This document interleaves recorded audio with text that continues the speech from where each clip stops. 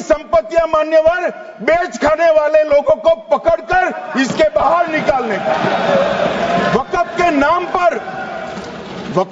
नाम पर औने पौने दाम में संपत्तियों को 100 साल तक किराए पे देने वाले लोगों को पकड़ना है।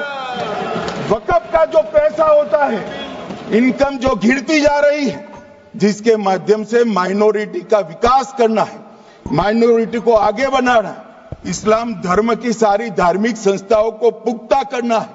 ये पैसा जो चोरी होता है ना, उसको पकड़ने का काम वक्फ बोर्ड वक्फ परिषद करे। और मान्यवर वो चाहते हैं कि इनके राज में जो मिलीभगत चली वो चलती रहे, ये नहीं चलेगी, ये नहीं चलेगी। और मान्यवर मैं आज आपको बताना चाहता हूं क्या स्थिति हुई है। मान्यवर सबने कहा, रिपीटेशन भी होगा, परंतु मैं कहना चाहता हूं मान्यवर कि वक्फ के 2013 में जो अमेंडमेंट्स आए, अब बिल किरण भाई का है, मगर मैं कह सकता हूं कि वक्फ का 2013 का अमेंडमेंट न किया होता तो ये बिल लाने की शायद जरूरत न पड़ती। सब कुछ अच्छा चलता था, 14 में चुनाव आने वाला था, 13 में रातों रात तुष्टीकरण करने के लिए वक्फ कानून को एक्सट्रीम बना दिया गया। और मान्यवर इसके कारण क्या हुआ? इसके कारण दिल्ली लुटियन की 123 वीवीआईपी संपत्ति कांग्रेस सरकार ने जब चुनाव मुहाने पर थे, 25 दिन दूर था, वक्फ को देने का काम कर दिया। दिल्ली वक्फ बोर्ड ने उत्तरी रेलवे की भूमि वक्फ के नाम घोषित कर दी। हिमाचल में वक्फ की संपत्ति बताकर उस पर अवैध मस्जिद बनाने का काम किया। 250 हेक्टेयर क्षेत्रफल वाले 12 गांव पर वक्फ का स्वामित्व हो गया तब तमिलनाडु में। और मान्यवर तमिलनाडु के 1500 साल पुराने तिरुचेंदुरई मंदिर की 400 एकड़ भूमि को वक्फ की संपत्ति घोषित कर। ये जब मंदिर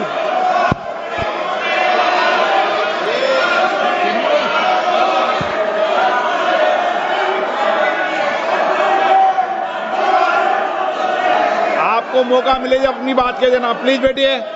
मान्यवर कर्नाटक की, आपको मौका मिले जब अपनी बात कह देना, आप भी बहुत मिसलीड करते हैं, बैठिए। गृह मंत्री जी। मान्यवर कर्नाटक की मणिपट्टी समिति का रिपोर्ट मैं पढ़ रहा हूं, इसमें मेरा कुछ नहीं है, खड़े मत हो जाना। ये मणिपट्टी समिति का रिपोर्ट है। 29,000 एकड़ भूमि वक्फ की बिजनेस के उपयोग के लिए किराए पर दे दी। मान्यवर 2001 से 12 के बीच 2 लाख करोड़ की वक्फ की संपत्ति निजी संस्थानों को हस्तांतरित कर दी 100 साल की लीज पर। मान्यवर बेंगलुरु में उच्च न्यायालय में बीच में पढ़ना पड़ा, 602 एकड़ भूमि को जब्त करने से रोकना पड़ा।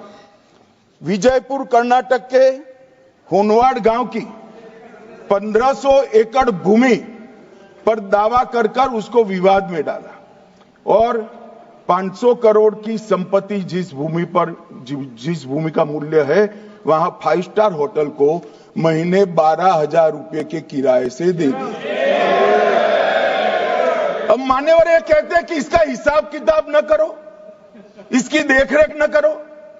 भाई ये पैसा जो है देश के गरीब मुसलमान का है, ये गन्ना सोटों की चोरी के लिए नहीं, ये इसको रोकने के लिए। और इनके जो ठेकेदार बैठे हैं मान्यवर, ये यहां गरज कर बोलते हैं, खुद तो समझे बगैर बोलते हैं, कुछ समझ कर बोलते हैं। उनको लगता है कि इससे हम जीत जाएंगे।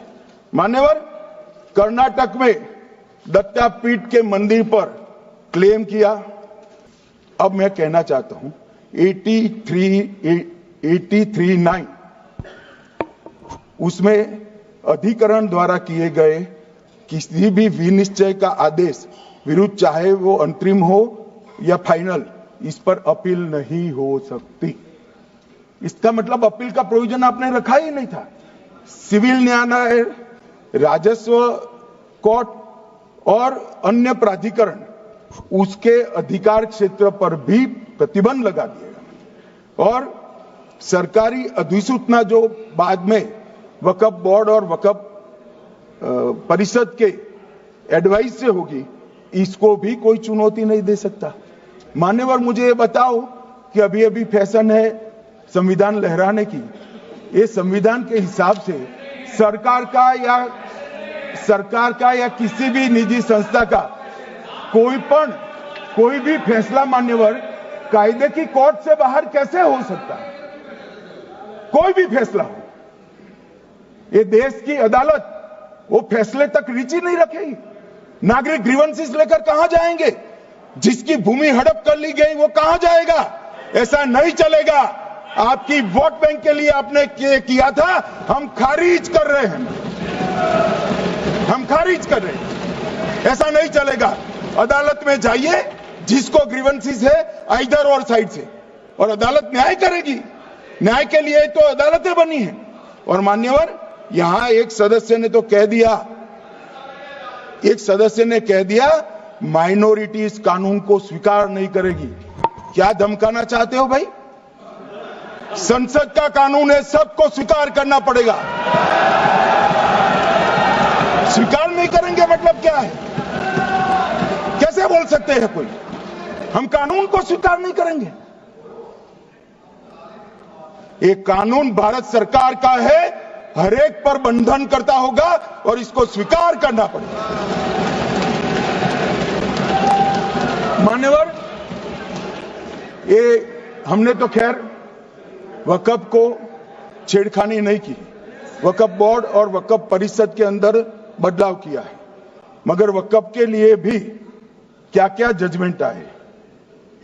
सैयद फजल पुकोया थंगल बनाम भारत संघ 10/11/28 को केरल उच्च न्यायालय ने उन्होंने कहा वक्फ बोर्ड एक स्टैट्यूटरी बॉडी है, यह मुस्लिम समुदाय का प्रतिनिधि निकाय नहीं है। इसका फंक्शनिंग मान्यवर एडमिनिस्ट्रेटिव है। धार्मिक क्रियाकलापों को तो वक्फ ने करना है, चाहे कब्रिस्तान हो, चाहे दरगाह हो, चाहे मस्जिद हो, चाहे चैरिटी का काम, वो वक्फ बोर्ड को नहीं करना है भाई। ये केरल हाईकोर्ट ने किया। इलाहाबाद हाईकोर्ट ने भी, उसने तो मुतवल्ली तक भी कहा है। अगर हम मुतवल्ली तो जो धर्म का है वही रखेंगे।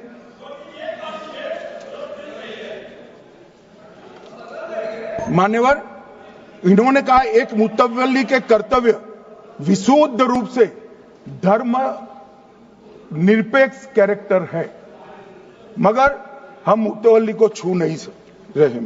मान्यवर ये कह रहे थे कि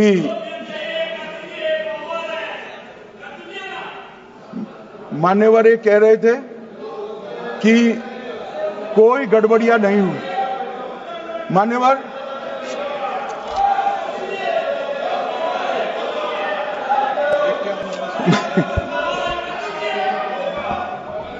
मान्यवर 2013 में अन्यायी कानून आया। मुझे बताओ, चैरिटी कमिश्नर एक्ट में मुसलमान चैरिटी कमिश्नर बन सकता है या नहीं बन सकता है? उसको ट्रस्ट नहीं चलाना है, उसको चैरिटी के कानून के हिसाब से वो ट्रस्ट चले, उसकी देखरेख करनी है। ये धार्मिक नहीं है, ये धर्म का काम नहीं है मान्यवर, ये एडमिनिस्ट्रेटिव वर्क है। और इसलिए तो फिर चैरिटी कमिश्नर हिंदू होगा तो वो क्रिश्चियनों के ट्रस्ट का कैसे देखरेख करेगा? चैरिटी कमिश्नर क्रिश्चियन होगा तो जैनियों के और हिंदुओं के ट्रस्ट का कैसे देखरेख करेगा? अब बताओ कि सारे ट्रस्ट के चैरिटी कमिश्नर अलग अलग देश तोड़ दोगे आप लोग। तोड़ दोगे। हमने साहब, मैं अभी भी आपके माध्यम से, इस सदन के माध्यम से देश भर के मुसलमान भाइयों बहनों को कहना चाहता हूं, आपके वक्फ में एक भी नॉन मुस्लिम नहीं आएगा। ये एक्ट में ऐसा कोई प्रावधान नहीं। मगर जो वक्फ बोर्ड है और वक्फ परिषद है, उसका काम क्या है? वक्फ की संपत्तियां मान्यवर बेच खाने वाले लोगों को पकड़कर इसके बाहर निकालने का। वक्फ के नाम पर औने पौने दाम में संपत्तियों को 100 साल तक किराए पे देने वाले लोगों को पकड़ना है। वक्फ का जो पैसा होता है, इनकम जो गिरती जा रही है, जिसके माध्यम से माइनॉरिटी का विकास करना है, माइनॉरिटी को आगे बढ़ाना है, इस्लाम धर्म की सारी धार्मिक संस्थाओं को पुख्ता करना है। ये पैसा जो चोरी होता है ना, उसको पकड़ने का काम वक्फ बोर्ड, वक्फ परिषद करे। और मान्यवर, वो चाहते हैं कि इनके राज में जो मिलीभगत चली वो चलती रहे। ये नहीं चलेगी, ये नहीं चलेगी। और मान्यवर, मैं आज आपको बताना चाहता हूं क्या स्थिति हुई है। मान्यवर, सबने कहा, रिपीटेशन भी होगा, परंतु मैं कहना चाहता हूं मान्यवर कि वक्फ के 2013 में जो अमेंडमेंट्स आए, अब बिल किरण भाई का है, मगर मैं कह सकता हूं कि वक्फ का 2013 का अमेंडमेंट न किया होता तो ये बिल लाने की शायद जरूरत न पड़ती। सब कुछ अच्छा चलता था।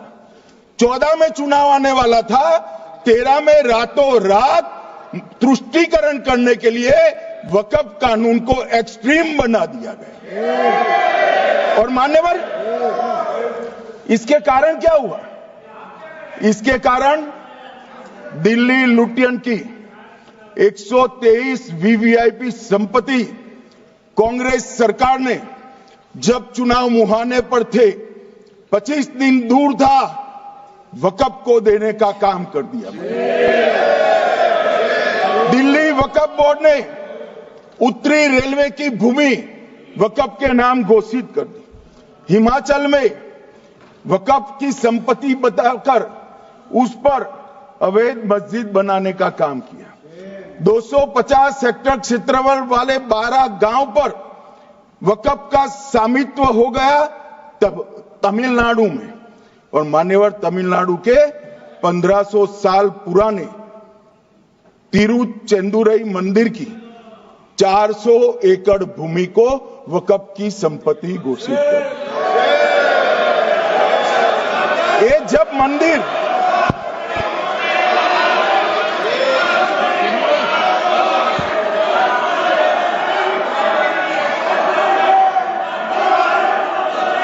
आपको मौका मिले जब अपनी बात कह देना, प्लीज बैठिए।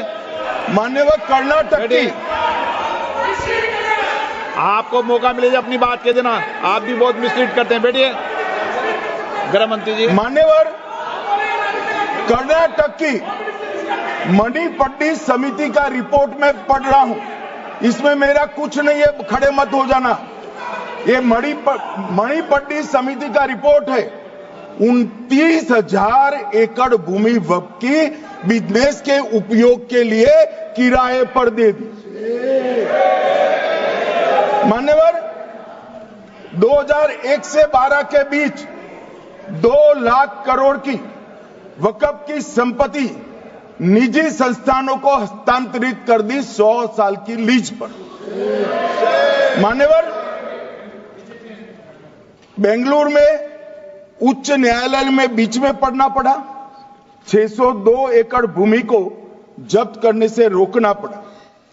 विजयपुर कर्नाटक के होनवाड़ गांव की 1500 एकड़ भूमि पर दावा कर उसको विवाद में डाला और 500 करोड़ की संपत्ति जिस भूमि का मूल्य है, वहां 5 स्टार होटल को महीने 12,000 रुपए के किराए से दे दिया। अब मान्यवर ये कहते हैं कि इसका हिसाब किताब न करो। इसकी देखरेख न करो। भाई ये पैसा जो है देश के गरीब मुसलमान का है, ये गन्ना सोटों की चोरी के लिए नहीं, ये इसको रोकने के लिए। और इनके जो ठेकेदार बैठे हैं मान्यवर, ये यहां गरज गरज कर बोलते हैं, खुद तो समझे बगैर बोलते हैं, कुछ समझ कर बोलते हैं। उनको लगता है कि इससे हम जीत जाएंगे। मान्यवर, कर्नाटक में दत्तापीठ के मंदिर पर क्लेम किया। अब मैं कहना चाहता हूं 83(9) उसमें अधिकरण द्वारा किए गए किसी भी विनिश्चय का आदेश विरुद्ध, चाहे वो अंतरिम हो या फाइनल, इस पर अपील नहीं हो सकती। इसका मतलब अपील का प्रोविजन आपने रखा ही नहीं था। सिविल न्यायालय, राजस्व कोर्ट और अन्य प्राधिकरण उसके अधिकार क्षेत्र पर भी प्रतिबंध लगा दिएगा। और सरकारी अधिसूचना जो बाद में वक्फ बोर्ड और वक्फ परिषद के एडवाइस से होगी, इसको भी कोई चुनौती नहीं दे सकता। मान्यवर, मुझे ये बताओ कि अभी अभी फैशन है संविधान लहराने की, ये संविधान के हिसाब से सरकार का या किसी भी निजी संस्था का कोई भी फैसला मान्यवर कायदे की कोर्ट से बाहर कैसे हो सकता है?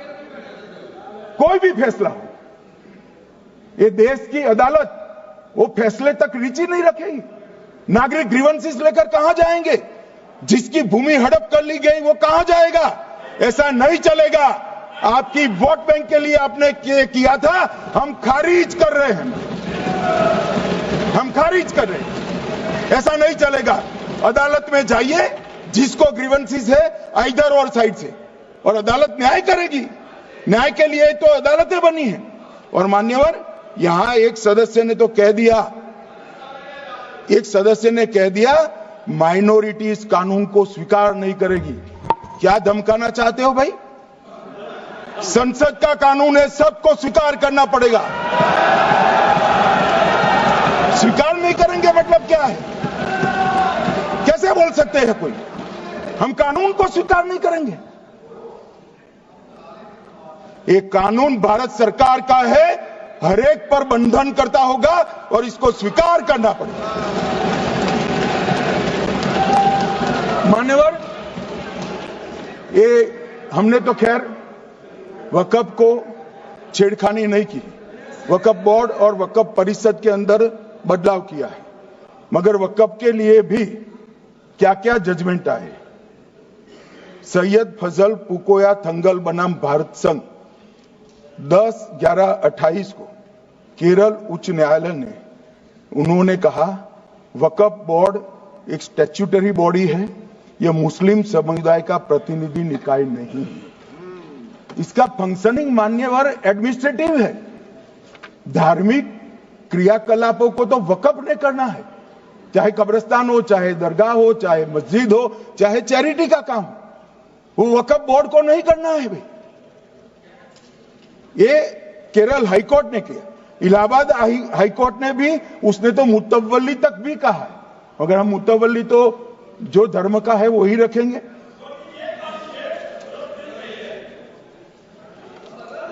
मान्यवर, इन्होंने कहा एक मुतवल्ली के कर्तव्य विशुद्ध रूप से धर्म निरपेक्ष कैरेक्टर है, मगर हम मुतवल्ली को छू नहीं रहे।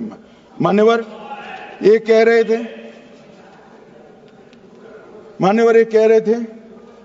कि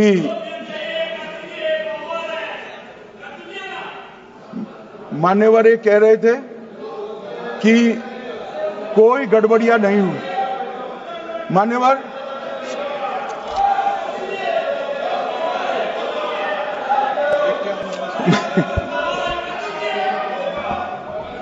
मान्यवर 2013 में अन्यायी कानून आया।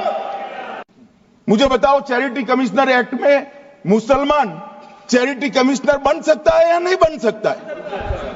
उसको ट्रस्ट नहीं चलाना है, उसको चैरिटी के कानून के हिसाब से वो ट्रस्ट चले, उसकी देखरेख करनी है। ये धार्मिक नहीं है, ये धर्म का काम नहीं है मान्यवर, ये एडमिनिस्ट्रेटिव वर्क है। और इसलिए तो फिर चैरिटी कमिश्नर हिंदू होगा तो वो क्रिश्चियनों के ट्रस्ट का कैसे देखरेख करेगा? चैरिटी कमिश्नर क्रिश्चियन होगा तो जैनियों के और हिंदुओं के ट्रस्ट का कैसे देखरेख करेगा? अब बताओ कि सारे ट्रस्ट के चैरिटी कमिश्नर अलग अलग बन, देश तोड़ दोगे आप लोग, तोड़ दोगे। हमने साहब, मैं अभी भी आपके माध्यम से, इस सदन के माध्यम से देश भर के मुसलमान भाइयों बहनों को कहना चाहता हूं, आपके वक्फ में एक भी नॉन मुस्लिम नहीं आएगा। ये एक्ट में ऐसा कोई प्रावधान नहीं। मगर जो वक्फ बोर्ड है और वक्फ परिषद है, उसका काम क्या है? वक्फ की संपत्तियां मान्यवर बेच खाने वाले लोगों को पकड़कर इसके बाहर निकालने का। वक्फ के नाम पर औने पौने दाम में संपत्तियों को 100-100 साल तक किराए पे देने वाले लोगों को पकड़ना है। वक्फ का जो पैसा होता है, इनकम जो गिरती जा रही है, जिसके माध्यम से माइनॉरिटी का विकास करना है, माइनॉरिटी को आगे बढ़ाना है, इस्लाम धर्म की सारी धार्मिक संस्थाओं को पुख्ता करना है। ये पैसा जो चोरी होता है ना, उसको पकड़ने का काम वक्फ बोर्ड, वक्फ परिषद करे। और मान्यवर, वो चाहते हैं कि इनके राज में जो मिलीभगत चली वो चलती रहे। ये नहीं चलेगी, ये नहीं चलेगी। और मान्यवर, मैं आज आपको बताना चाहता हूं क्या स्थिति हुई है मान्यवर। सबने कहा, रिपीटेशन भी होगा, परंतु मैं कहना चाहता हूं मान्यवर कि वक्फ के 2013 में जो अमेंडमेंट्स आए, अब बिल किरण भाई का है, मगर मैं कह सकता हूं कि वक्फ का 2013 का अमेंडमेंट न किया होता तो ये बिल लाने की शायद जरूरत न पड़ती। सब कुछ अच्छा चलता था। 14 में चुनाव आने वाला था, 13 में रातों रात तुष्टीकरण करने के लिए वक्फ कानून को एक्सट्रीम बना दिया गया। और मान्यवर, इसके कारण क्या हुआ? इसके कारण दिल्ली लुटियन की 123 वीवीआईपी संपत्ति कांग्रेस सरकार ने जब चुनाव मुहाने पर थे, 25 दिन दूर था, वक्फ को देने का काम कर दिया। दिल्ली वक्फ बोर्ड ने उत्तरी रेलवे की भूमि वक्फ के नाम घोषित कर दी। हिमाचल में वक्फ की संपत्ति बताकर उस पर अवैध मस्जिद बनाने का काम किया। 250 हेक्टेयर क्षेत्रफल वाले 12 गांव पर वक्फ का स्वामित्व हो गया तब तमिलनाडु में। और मान्यवर, तमिलनाडु के 1500 साल पुराने तिरुचेंदुरई मंदिर की 400 एकड़ भूमि को वक्फ की संपत्ति घोषित कर। ये जब मंदिर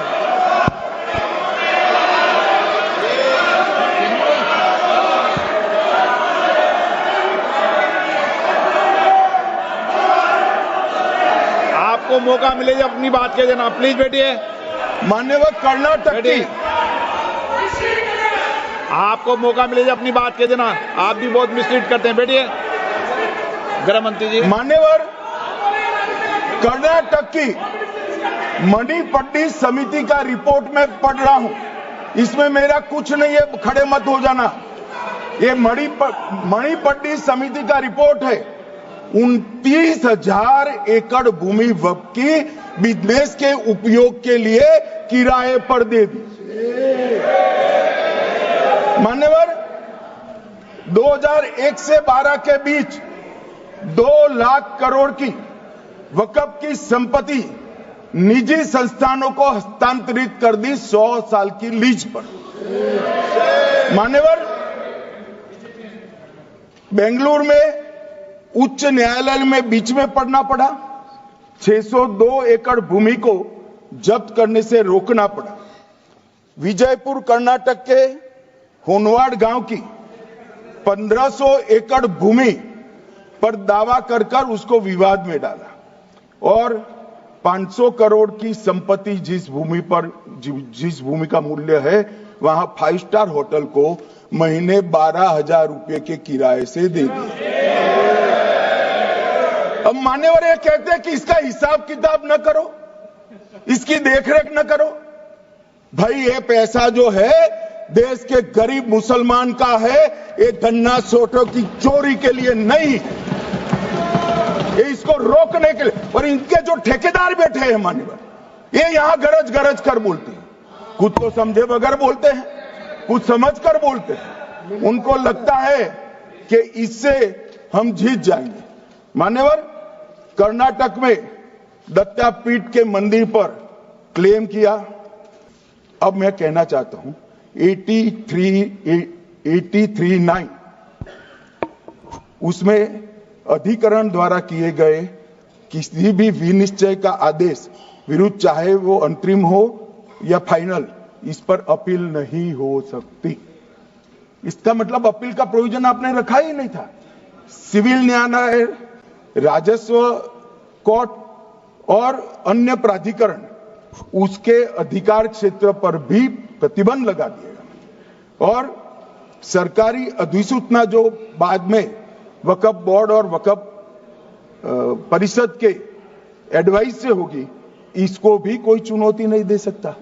मान्यवर, मुझे ये बताओ कि अभी अभी फैशन है संविधान लहराने की। ये संविधान के हिसाब से सरकार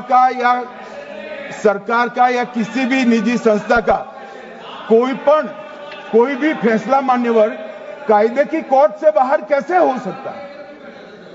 कोई भी फैसला हो, ये देश की अदालत वो फैसले तक रुचि नहीं रखेगी। नागरिक ग्रीवेंसेस लेकर कहां जाएंगे? जिसकी भूमि हड़प कर ली गई वो कहां जाएगा? ऐसा नहीं चलेगा। आपकी वोट बैंक के लिए आपने किया था, हम खारिज कर रहे हैं, हम खारिज कर रहे हैं। ऐसा नहीं चलेगा।